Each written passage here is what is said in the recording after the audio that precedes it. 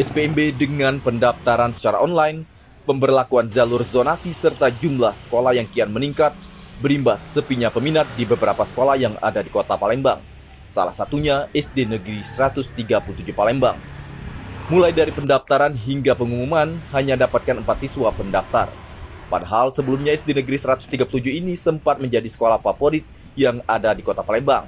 Akan tetapi semakin bertambah tahun, peminatnya semakin menurun. Menurut Mayani selaku guru SD Negeri 137 Palembang mengatakan, pada tahun sebelumnya, jumlah siswa pendaftar ada sebanyak 20 orang.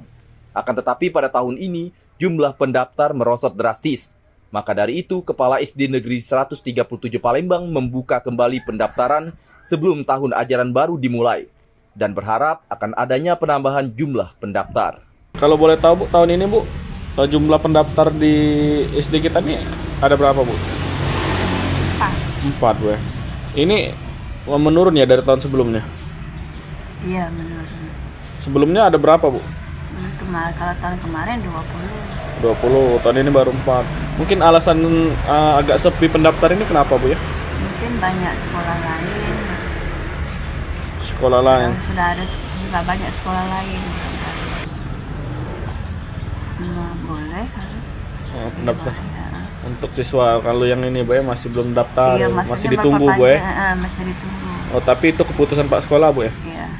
Oh. Memang kalau selama ini kami memang terus menerima murid sampai murid itu ada di memenuhi kelas gitu.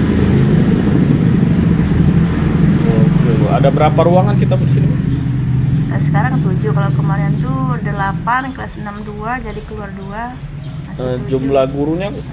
Jumlah guru ada yang semua guru yang tidak honor itu ada 11. Yang ditambah honor admin berarti 21.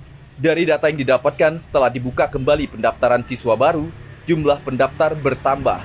Itu pun dibuka jalur pendaftaran secara offline.